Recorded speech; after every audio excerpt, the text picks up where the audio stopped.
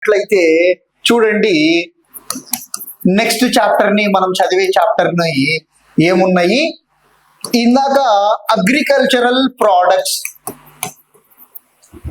Next తర్వాత mineral products.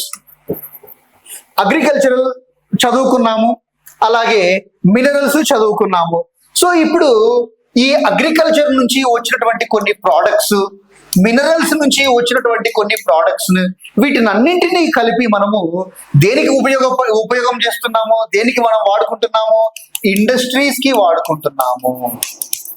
So ఎప్పుడైతే ఈ ఇండస్ట్రీస్ ఉన్నాయో, ఈ ఇండస్ట్రీస్ కి మనము గమనించండి, ఈ ఇండస్ట్రీస్ మనం నిర్మించాలంటే, ఈ ఇండస్ట్రీస్ ని ఒక ఫుల్ ఫ్లెడ్జ్ గా మనము ముందుకు తీసుకొని పోవాలంటే ఏం కావాలి? రా మెటీరియల్ కావాలి. సో ఈ రా మెటీరియల్ ఏదైతే ఉందో, ఈ రా మెటీరియల్ ఎక్కడి నుంచి వచ్చింది? Agricultural products. ఉదాహరణకి టెక్స్టైల్ ఇండస్ట్రీ రన్ అవ్వాలంటే ఏం కావాలి? కాటన్ కావాలి. ఓకే, సింగరేణి కోల్ మైన్స్ ఉన్నాయి, అక్కడ మనము కోల్ ప్రొడ్యూస్ చేస్తున్నాము. సో ఈ కోల్ ని మనం తీసుకొని పోయి ఎవరికి ఇస్తున్నాము? థర్మల్ ప్లాంట్స్ కి ఇస్తున్నాము. థర్మల్ ప్లాంట్స్ లో ఏం ప్రొడ్యూస్ చేస్తున్నాము? We are producing power. సో ఈ పవర్ ప్రొడ్యూస్ చేయాలంటే మనకి ఏం కావాలి? పవర్ ఇండస్ట్రీస్ కి కోల్ కావాలి. నెక్స్ట్ తర్వాత ఇంకా మనము పవర్ ఇదొకటే కాదు, మనం ఇంకా రకరకాలుగా మనం ప్రొడ్యూస్ చేస్తా ఉన్నాము. వాటర్ ద్వారా మనం ప్రొడ్యూస్ చేస్తా ఉన్నాము, హైడ్రో. ఓకే, నెక్స్ట్ తర్వాత టైడల్ ఎనర్జీ మనం ప్రొడ్యూస్ చేస్తా ఉన్నాము, టైడ్స్ ద్వారా వస్తుంది. అర్థమవుతుందా? సోలార్ ఎనర్జీ నుంచి మనం ప్రొడ్యూస్ చేస్తా ఉన్నాము, సోలార్ నుండి ఎనర్జీ ప్రొడ్యూస్ చేస్తా ఉన్నాము. విండ్ మిల్స్ మనము దారిలో మనం వెళ్ళేటప్పుడు, ట్రైన్ లో కానీ బస్సులో కానీ వెళ్ళేటప్పుడు మనకు అటువైపు ఇటువైపు పెద్ద పెద్ద ఫ్యాన్లు కనపడతా ఉంటాయి. ఆ ఫ్యాన్లు దేనికి పెట్టినారు? మీకు గాలి తగిలే దానికోసమా? కాదు. ఏందది? So wind energy. సో అక్కడ మనము పవర్ ని ప్రొడ్యూస్ చేస్తా ఉన్నాము. సో ఈ రకంగా మనకు ఈ మినరల్ ఎనర్జీ, నెక్స్ట్ అలాగే ఈ అగ్రికల్చరల్ ఎనర్జీ, ఈ ప్రోడక్ట్స్ నుంచి మనం ఇండస్ట్రీస్ డెవలప్ చేస్తా ఉన్నాము. రకరకాల ఇండస్ట్రీస్ అన్ని రన్ అవ్వాలంటే మనకు ఈ రా మెటీరియల్ కావాలి. సో ఈ రా మెటీరియలే కాకుండా మనకు వాటర్ కూడా కావాలి, లేబర్ కూడా కావాలి, ట్రాన్స్పోర్టేషన్ కూడా కావాలి. సో ఎక్కడైతే మనకు రా మెటీరియల్ అందుబాటులో ఉంటుందో, ఎక్కడైతే మనకు సఫిషియంట్ వాటర్ అందుబాటులో ఉంటుందో, మనము అక్కడ ఇండస్ట్రీస్ ని మనము నిర్మించుకుంటాము. ఎందుకు? లేబర్ ని మనము షిఫ్ట్ చేయొచ్చు ఒక ప్రాంతం నుంచి ఇంకొక ప్రాంతానికి. Okay, so transportation, raw material ని ఒక ప్రాంతం నుంచి ఇంకొక ప్రాంతానికి మనము ట్రాన్స్పోర్ట్ చేసుకోవచ్చు. అలాగే ఫినిష్డ్ గూడ్స్ ఏవైతే మనం తయారు చేసామో, ఈ తయారు చేసినటువంటి ఈ ప్రోడక్ట్స్, ఉదాహరణకి ఇప్పుడు సేలం అనే ఒక ప్రాంతం ఉంది, అక్కడ మనం ఏం ప్రొడ్యూస్ చేస్తా ఉన్నాము? స్టీల్ ప్రొడ్యూస్ చేస్తా ఉన్నాము. సో మనం తినే స్టీల్ ప్లేట్లు కావచ్చు, స్టీల్ గ్లాస్ కావచ్చు, అవన్నీ మనము స్టీల్ ఇండస్ట్రీస్ లో తయారవుతున్నాయి. అవి అక్కడి నుంచి ఏడికి వచ్చినాయి? మన దగ్గరికి వచ్చినాయి, మన చుట్టుపక్కల ఉన్నటువంటి షాపులలోకి వచ్చినాయి. ఆడ మనం కొనుక్కొని ఏం చేస్తున్నాము? అన్నం తింటా ఉన్నాము. అంటే మనం అక్కడికి వెళ్ళట్లేదు.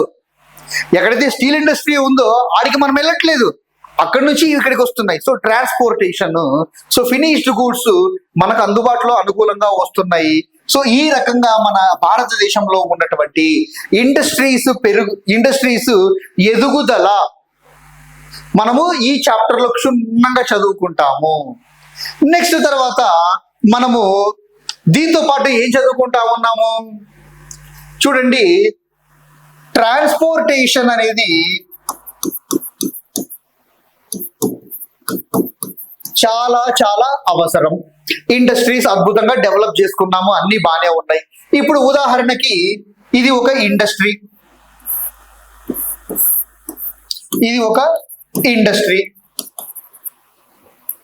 ఈ ఇండస్ట్రీ ఇక్కడ డెవలప్ అయ్యింది అంటే రా మెటీరియల్ అవి ఇవి అన్ని వచ్చినాయి. సో ఇక్కడ ఇండస్ట్రీలో పనిచేసే వాళ్ళు ఎవరైతే ఉన్నారో వాళ్ళు ఏం కావాలి? ఈ ప్రాంతంలో హౌసెస్ కావాలి.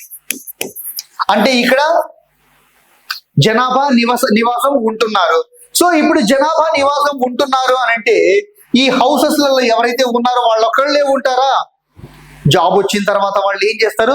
ఉదాహరణకి ఇప్పుడు నువ్వే ఉన్నావు, నీకు ఈ ఇండస్ట్రీలో జాబ్ వచ్చింది. జాబ్ వచ్చిన తర్వాత ఈ ఇంట్లో నువ్వు ఒక్కడే ఉంటావా? ఉండవుగా. ఎవరుంటారు? మీ అమ్మ నాన్న. మీ అమ్మను మీ నాన్నను తెచ్చుకుంటావు. మీ అమ్మ నాన్న వచ్చిన తర్వాత ఏం చేస్తారు? అయ్యో నా కొడుకు ఒక్కడే కష్టపడుతున్నాడే, పాపము నా కొడుకుకు ఎవరు కావాలి? ఒక తోడు కావాలి అనేసి ఏం చేస్తారు? ఇంకొక నీకు తోడు తీసుకొస్తారు. సో నీకు తోడు వచ్చిన తర్వాత ఏమైపోతుంది? కొన్ని రోజులకి అరే నా కొడుకుకు పెళ్ళయి ఇన్ని సంవత్సరాలు అవుతుంది, ఇంకా పిల్లలు పుట్టలేదే. అరే నా కొడుకు పెళ్ళయి 3 నెలలు అవుతుంది, ఇంకా ఏమే కానీ నాకు శుభవార్త చెప్పట్లేదే, ఏంటిది అనేసి ఏమంటారు మీ అమ్మ నాన్న? ఏంట్రా ఇంకా ఏం చెప్పట్లేదు నువ్వు? అర్థమవుతుందా?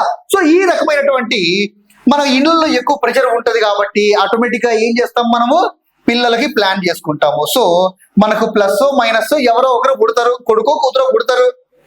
పుట్టిన తర్వాత నిదానంగా వాళ్ళు పెద్దోళ్ళు అవుతారు. అంటే ఒక 3-4 ఇయర్స్ వచ్చిన తర్వాత వాళ్ళని ఏం చేస్తాం? మనము పక్కన ఉన్నటువంటి ఒక స్కూల్లో మనము చేర్పిస్తాము. ఈ ఇండస్ట్రీ మనం ఇక్కడ ఉద్యోగం చేస్తున్నాము, మన వెల్ఫేర్ చూడాలి కదా. ఇండస్ట్రీ ఏం చేస్తుంది? ఈ పక్కన ఒక స్కూల్ నిర్మిస్తుంది. ఇప్పుడు మన ఇంట్లో ఇంతమంది ఉన్నారు, 1, 2, 3, 4, 5, లేదు మనకి 2 పిల్లలు అనుకో, 6 మంది ఉన్నారు. 6 మంది ఉన్నప్పుడు మనకు అప్పుడప్పుడు జలుబు వస్తుంది, జ్వరము వస్తుంది. రాకుండా ఉంటామా ఏమైనా? మనం తినే ఫుడ్ అట్లాంటిది మరి. సో మనకు జలుబు వస్తుంది, జ్వరము వస్తుంది, కడుపు నొప్పి వస్తుంది, కాళ్ళ నొప్పులు వస్తాయి. సో ఎక్కడికి పోతాము? హాస్పిటల్కి పోవాలి. సో హాస్పిటల్కి పోవాలంటే ఎక్కడ ఉంటుంది హాస్పిటల్? సో ఈ ఇండస్ట్రీ వాళ్ళు ఇక్కడే మనకు ఒక హాస్పిటల్ నిర్మిస్తారు. హాస్పిటల్ నిర్మించారు, బాగానే ఉంది, పోయి చూపించుకున్నాం, వచ్చినాము. అరే ప్రతిరోజు కష్టపడి ఉద్యోగం చేస్తున్నాము, అప్పుడప్పుడు సరదాగా మనకి ఏం కావాలి? మన ఫేవరెట్ హీరో సినిమా ఒకటి రిలీజ్ అయింది, మనం ఏం చేయాలి? సినిమాకి వెళ్ళాలి. సో రిక్రియేషన్ మనకు కావాలి. సో రిక్రియేషన్ మనము వాళ్ళే అరేంజ్ చేస్తారు. అక్కడే మనకు ఒక మంచి పార్కులు నిర్మించడము. అర్థమవుతుందా?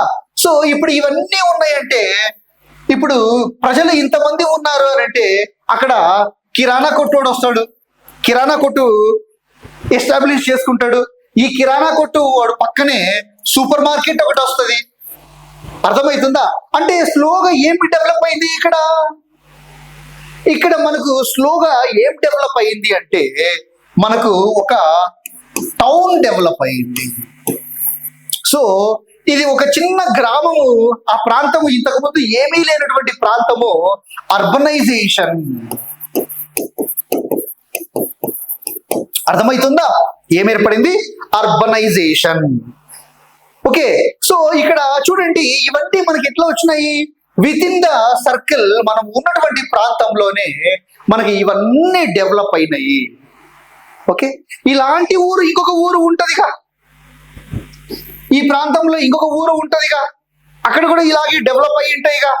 సో ఇప్పుడు మ్యూచువల్ ట్రాన్స్ఫర్స్, రా మెటీరియల్ మనకు కావాలన్నా, లేదంటే ఫినిష్డ్ గూడ్స్ ఆడికి పోవాలన్నా, లేదు మన ప్రజలు ఇంకొక ప్రాంతానికి తిరగాలన్నా మనకి ఏం కావాలి? ట్రాన్స్పోర్టేషన్. ఇప్పుడు రోడ్డు ద్వారా అయితే ఏ బస్సులోనో వెళ్తాము, లేదు మనకు ఏ 2 వీలరో 4 వీలరో ఉందనుకో దాంట్లో మనం పోతాము. లేదు మనము దూరం ఎక్కువ ప్రయాణం చేయాలంటే కష్టము, చాలా దూరం ఉంది అనేసి ఉందనుకుందాం. అప్పుడు ఇది మనకి ఏం కావాలి? మనకు ట్రైన్ కావాలి. So train facilities. So transportation లో భాగంగా మనము రోడ్ వేస్ ఏవైతే ఉన్నాయో, నేషనల్ హైవేస్ చదువుకుంటాము, స్టేట్ హైవేస్ చదువుకుంటాము. ఓకే. మనము ట్రైన్స్ లో మనము బ్రాడ్ గేజ్, మీటర్ గేజ్ ఇవి చదువుకుంటాము. ఇవే కాకుండా ఈ ట్రైన్ సిస్టమ్ లో ఉన్నటువంటి డెవలప్మెంట్స్, ఇంతకు ముందు దేంతో నడిచేది? బొగ్గుతో నడిచేది.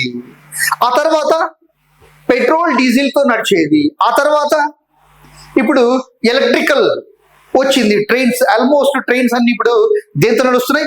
కరెంటుతో నడుస్తున్నాయి. So what are the developments in transportation? ఇవి అన్నీ మనం చదువుకుంటాము. ఇవే కాకుండా ఇంకా మనం ఏం చదువుకుంటున్నాము? ఎయిర్ వేస్ చదువుకుంటాము. ఎక్కడెక్కడ మనకు ఎయిర్పోర్ట్స్ ఉన్నాయి. సో ఎయిర్పోర్ట్ కొత్తగా ఒక ప్రాంతంలో ఎయిర్పోర్ట్ ని నిర్మిస్తే దాన్ని ఏమంటాము? ఆల్రెడీ ఆ ప్రాంతంలో ఎయిర్పోర్ట్ ఉంది, అయితే కొన్ని రోజుల నుంచి అది ఏమంటారు అక్కడ రన్ అవ్వట్లేదు, ఇప్పుడు మళ్ళీ మనము స్టార్ట్ చేద్దాం అనుకుంటున్నాము. అలాంటి ఎయిర్పోర్ట్స్ ని ఏమంటాము? ఓకే, ఇవే కాకుండా వాటర్ వేస్. మన భారతదేశంలో ఏమున్నాయి? నదులు ఉన్నాయి, విపరీతమైన నదులు ఉన్నాయి. ఈ నదుల ద్వారా water ways, national water ways 1, 2, 3, 4 ఇట్లా మనకు అనేక నదులు ఉన్నాయి. ఓకే, సో వీటి గురించి మనం చదువుకుంటాము. ఇదే కాకుండా మనకు సముద్ర తీరం ఉంది. ఇప్పుడు ఉదాహరణకి గుజరాత్ నుంచి మనము ఇటువైపు వెస్ట్ బెంగాల్కు పోవాలనుకున్నాం అనుకోండి, చాలా లగేజ్ ఎక్కువ ఉంది. ఈ లగేజ్ ని మనము రోడ్డు మార్గంలో మనం పంపించలేకపోతున్నాము. అలాంటప్పుడు ఇక్కడ నుంచి మనము ఈ సముద్ర మార్గం ద్వారా మనం పంపిస్తా ఉన్నాము. So water ways. సో ఈ రకంగా మనము ట్రాన్స్పోర్టేషన్ గురించి క్షుణ్ణంగా మనం చదువుకుంటాము. సో ట్రాన్స్పోర్టేషన్ అనే చాప్టర్ చదువుతాము, అర్బనైజేషన్ అనే చాప్టర్ చదువుతాము. ఇవి అన్ని చదువుతా ఉన్నాము, బానే ఉన్నాయి. ఇంత చదువుతా ఇంత చేస్తా ఉన్నాము. మన భారతదేశం జనాభా ఏమైపోతుంది? పెరిగిపోతా ఉంటది. సో పెరిగిపోతా ఉంటే మనం ఏం చదవాలి? పాపులేషన్ చదవాలి. సో అర్బన్ లో ఉన్నటువంటి పాపులేషన్, రూరల్ లో ఉన్నటువంటి పాపులేషన్, అర్థమైందా? సో ఇక్కడ మేల్ ఎంతమంది, ఫీమేల్ ఎంతమంది, రూరల్లో మేల్ ఫీమేల్ ఎంతమంది, అలాగే వీళ్ళు చదువుకున్నారా లేదా, లిటరసీ రేటు అర్బన్ లో ఎంత ఉంది, రూరల్లో ఎంత ఉంది. ఓకే, సో ఈ రకమైనటువంటి మనము పాపులేషన్ లో మనం చదువుతాము. డెన్సిటీ, పాపులేషన్ డెన్సిటీ ఎక్కువగా ఎక్కడుంది, ఎందుకు ఆ ప్రాంతంలోనే పాపులేషన్ డెన్సిటీ ఎక్కువగా ఉంది, మిగతా ప్రాంతాలలో డెన్సిటీ ఎందుకు తక్కువగా ఉంది. సో ఇలాంటి విషయాలు మనము ఎక్కువగా ఒక ప్రాంతంలోనే ఎందుకు పిల్లలు ఎక్కువగా పుడుతున్నారు, ఇంకొక ప్రాంతంలో పుట్టిన పిల్లలు వాళ్ళు 6 years కూడా బ్రతకలేకపోతా ఉన్నారు, ప్రాబ్లం ఏంటి, మోర్టాలిటీ రేట్ ఎందుకు ఎక్కువగా ఉంది, అర్థమవుతుందా? సో ఈ రకమైనటువంటి మెటర్నిటీ మోర్టాలిటీ అంటే ఇప్పుడు పాపం వాళ్ళందరూ పెళ్లిళ్ళు అయిపోతున్నాయి, పెళ్లిళ్ళు అయిన తర్వాత వాళ్ళందరూ గర్భవతులు అవుతా ఉన్నారు. సరైనటువంటి చర్యలు తీసుకోక వాళ్ళు తల్లి బిడ్డ చనిపోవటము, లేదంటే బిడ్డ చనిపోవటము, లేదంటే తల్లి చనిపోవడము, ఇలాంటివి ఇంతకు ముందు సంఘటనలు ఎక్కువగా జరిగేవి. కానీ ఈ మధ్య కాలంలో క్రమేణా తగ్గుతూ వచ్చాయి. సో ఎలాంటి స్టెప్స్ తీసుకున్నాము తగ్గడానికి? సో ఇవి అన్నీ మనము చదువుకుంటాము. సో ఓవరాల్ గా మనం ఏం చదువుకుంటున్నాము అంటే ఇక్కడ హ్యూమన్ డెవలప్మెంట్ ఎంత జరుగుతా ఉంది,